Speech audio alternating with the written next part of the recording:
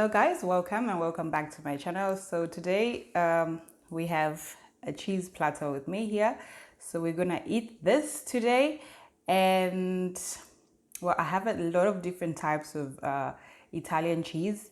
So I don't know how I'm gonna explain all this. Okay, we have some gorgonzola. I'm gonna explain or put a picture right here and show you what exactly it looks like. And then we have some cheese with tartufo. And then we have some cheese, some mozzarella. We have some, I don't know what these are called. It's written a perifresco. I don't know if it's cheese, but those are nice. And then we have some olives. We have a bunch of different types of cheese. I'm gonna put like pictures inserted. Oops. Okay, so I'm gonna put pictures inserted on the screen so you guys can know exactly what I'm eating. Anyway, it's that. And then we have some pate here, which is called nduja. This is really nice. It's pork salame, which is like very grinded. So you put it on bread and eat it. It's really, really nice. Then we have some fruits, some tomatoes, and all the good stuff. And my drink of choice is this lovely Prosecco with a strawberry inside because I just like it like that. Cheers. Okay. And then today, what I'm going to be talking about is the culture shocks that I have faced. Okay, so those of you that don't know me, my name is Priscilla. I have been living in Italy for almost 8 years now. And yeah, so I'm a Zambian based in Italy, so I'm talking through experience, and I hope you really enjoy this video. So let's get started. So, okay, I need to grab something to eat first.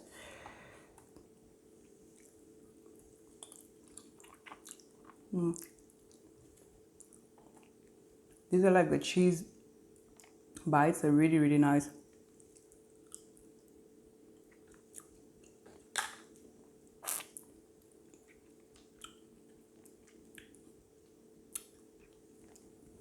One thing that Italians do when they eat cheese is dip it in honey.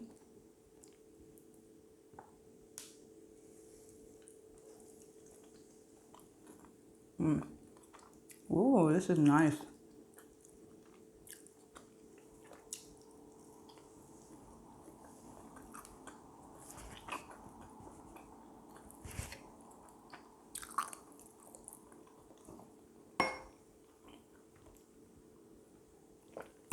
Okay.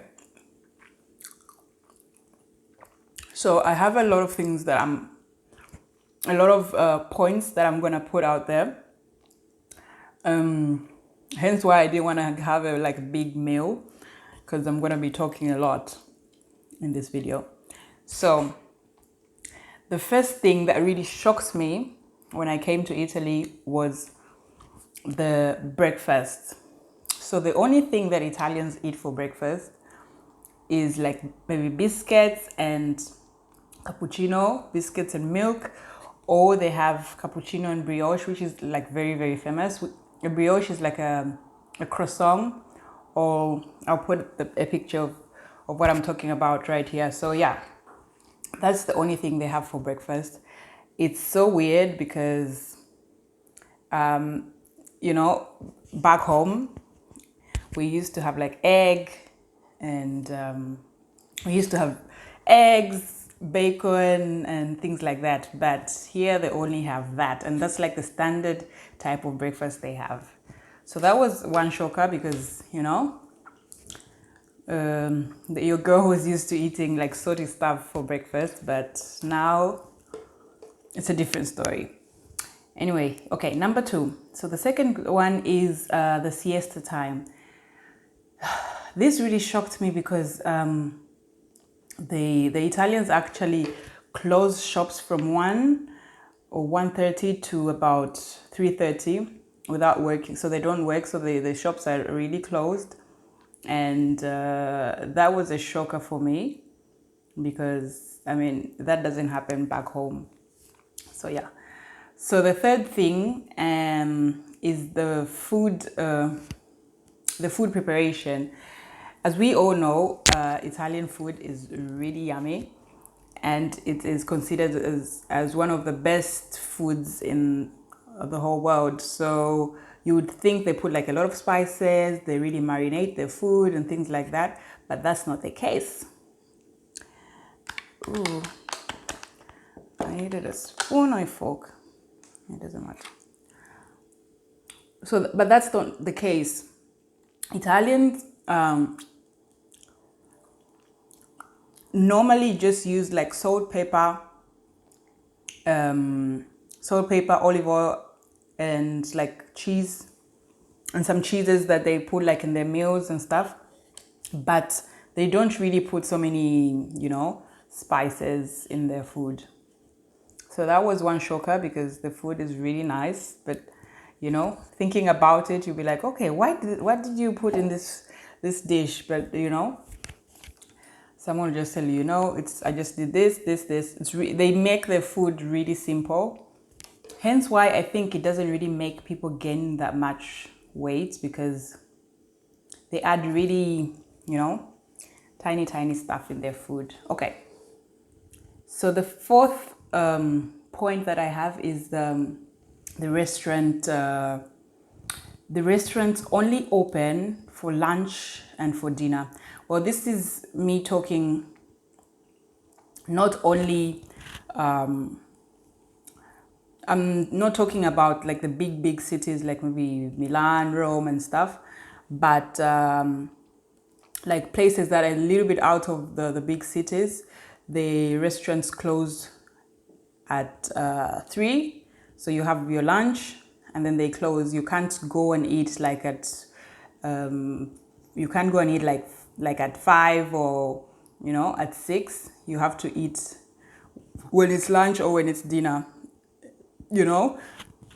Like something that is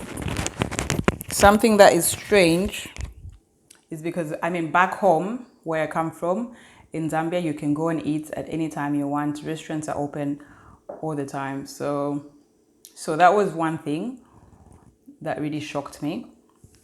And then number 5 is the aperitivo, which is the happy hour. Happy hour is like like before you have your dinner. So they actually offer you food. Mostly, like, this is something like an idea of what they would offer you for like aperitivo time.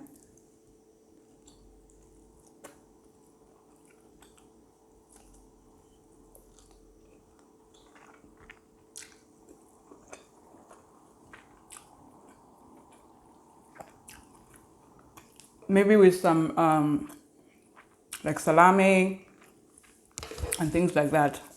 So that's one of the things that actually shocks me, because whenever you go out to have a drink, like a cocktail, wine, or even a beer, they will offer you something to eat to go with the food. So that is one good thing about it. And that was one thing that actually shocked me. Number 6 is the dining in Italy. The dining in Italy is like over the top, because you have your antipasto, which is like your first course, and then you have your primo, which is like the pastas, the rice, the risotto and things like that, and then you have the secondo, which is the meat, fish and things like that. And then after that you have dolce, which is dessert. So you have desserts, and after dessert you have your cafe, which is like your coffee, your espresso coffee. And then after that you have your amaro, which is like a digestive drink that Italians believe that it actually helps you digest after you've had a meal, like a heavy meal and things like that. So it's a whole lot, you know. You have to be really hungry to follow, you know, you have to be really, really hungry to eat like the antipasto, the primo, secondo, and all that. So yeah, that was one thing that shocked me because because I'm comparing me coming from Zambia, like every time we went out to eat, you just order one plate and that's it. So yeah, so that was one thing that actually shocked me. So number 7 is the difference between the north and the south of Italy.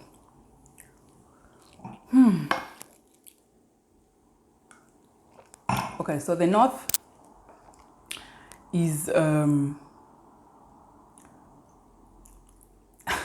I would say very towny, and the south is like villagey, but in a good way.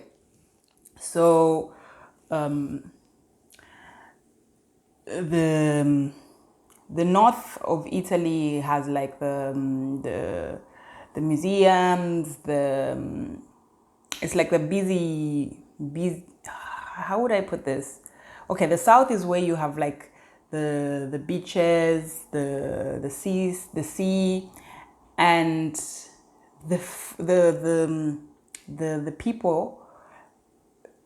people from the north are a little bit more not as nice as the ones from the south. They think that they you know what they think when you think that you're all that, because actually even between them, like the Italians, they actually, you know, the ones from the north think that they're more superior than the ones from the south. Yeah, so it's two different places because they have also like different dialects where they speak differently. But in reality, like because I've been to both the north and the south, I think that the people from the south are not much nicer.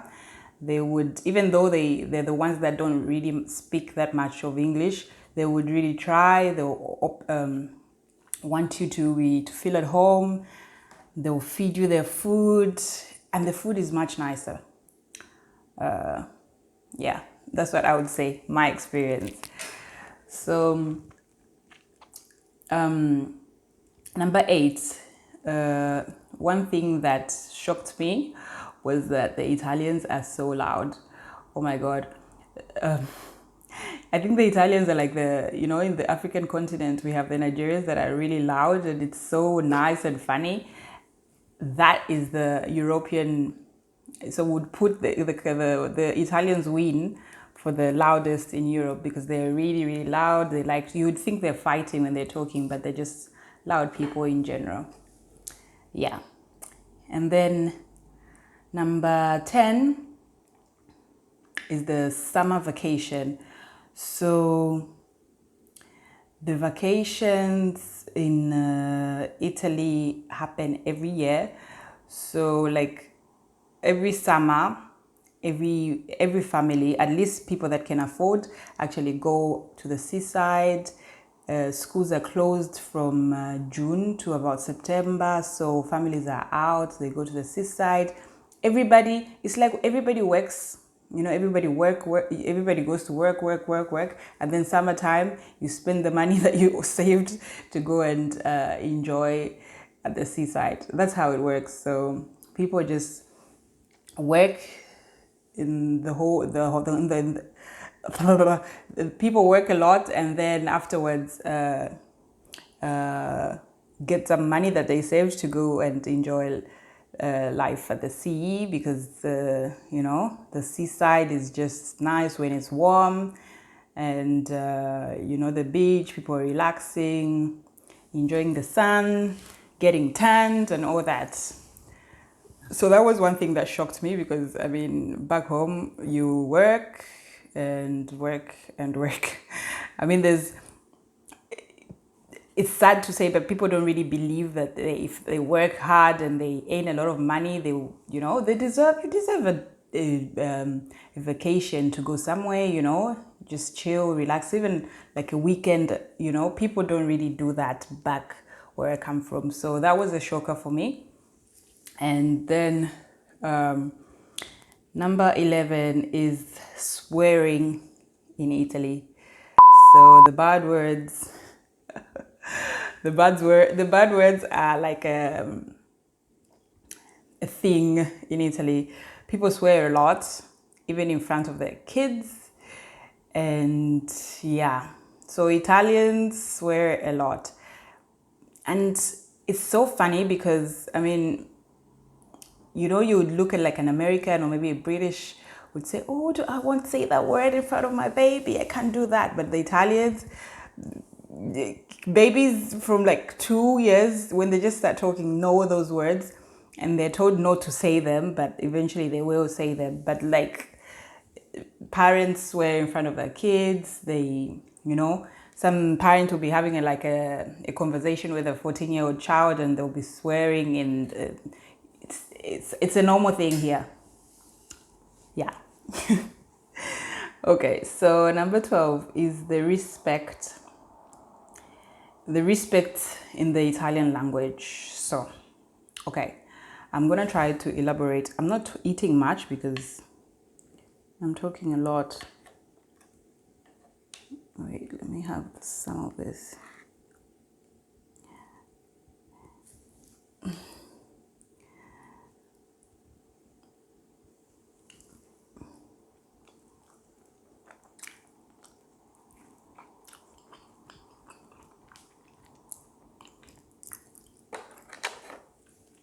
Okay, so the respect in the Italian language. Wait, I need to put this.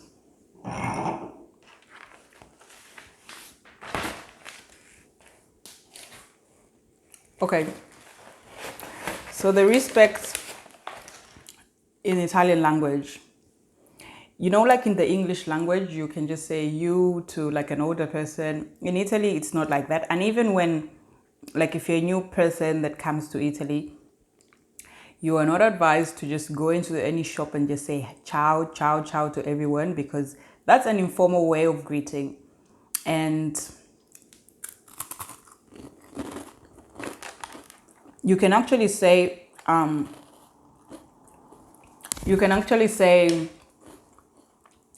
you know, good morning,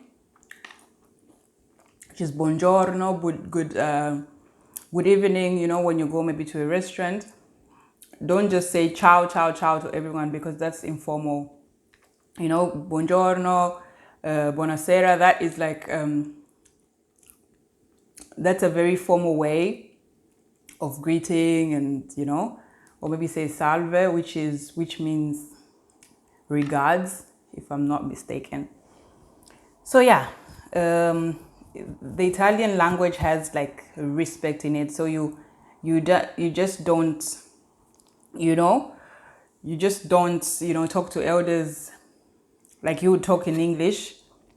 The English language has no respect in it, should I say, but the Italian does, like my local language. So if I'm speaking to my mother in my local language, it will be the same like the Italian language. If you know what I hope you understand what I'm saying. Yeah, so that's that. And then the 13th thing is the Christianity. It shocked me because before coming here, I thought that everybody was a Christian, but coming to find out, like even friends, people that I knew, that I know now, it's like 50% of them, 50% of maybe I would say Italians in general are Christian, and then 50% don't believe in God, or, you know, they have other religions. So because of the Pope, that's why I think I had all those, you know, all those thoughts before coming here. But yeah, I was wrong. Number 14, this also shocked me because it's the driving in Italy. So I would advise anybody that comes to visit it, if you're coming to visit Italy, or you're coming here for the first time, you know, maybe you get married or whatever, make sure to always, when you're crossing the zebra crossing, make sure to always look in the eye of the person that is giving you a way to go, because the Italians are really really rough drivers. And one other thing is that the Italians are so impatient. So they want to, they're really fast. They want to go, they don't like wasting time. Yeah. So make sure to look in the eye of the person that's driving. And that olive. And yeah.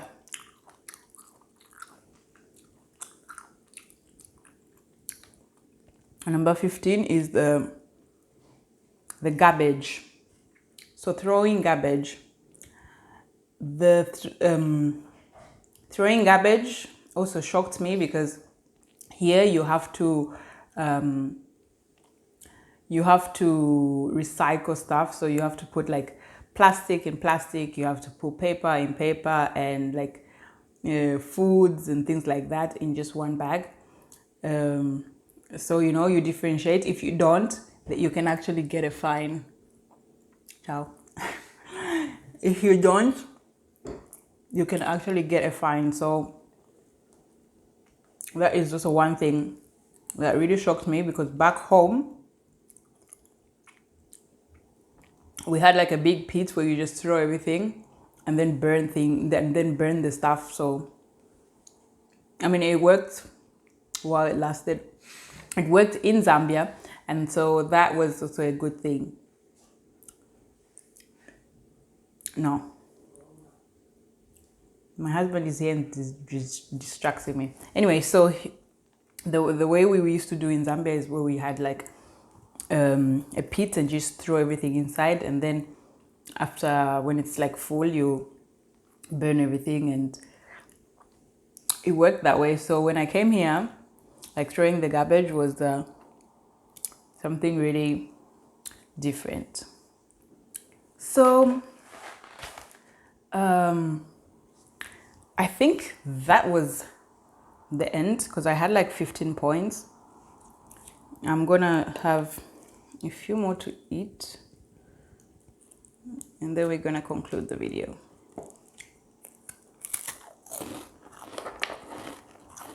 Do you guys think I should just choose one of the two? Either eat or talk, because eating and talking at the same time, it's hard. And also because I'm considering not making the video too long.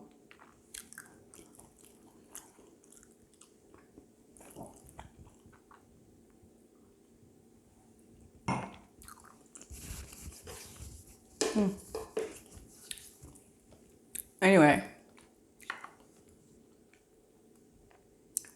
so, okay, let me have this. Oh, I didn't try this spicy. It's got like, this is a spicy cheese. It's got like spices. You see those red things inside? So nice.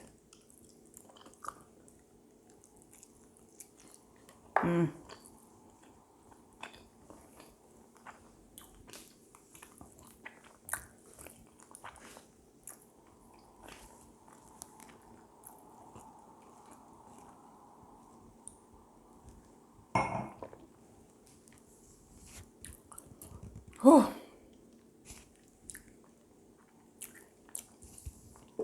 Okay guys, so I'm gonna conclude the video here. What was I gonna say? So I have like I'm really looking to really do like these types of videos, like informative videos talking about my experience in Italy and things like that. And also I have a new project coming that I am really planning, you know, something really interesting. As you all know, Italy is probably going to get another lockdown soon. So, my plans are maybe gonna change, considering the types of videos that I've been planning to do. So I hope you guys stick around because it's gonna get juicy, I promise. And yeah, take care. Subscribe if you haven't already, and make sure to comment so I actually know what you guys think about my videos. So take care. Ciao, ciao. Bye.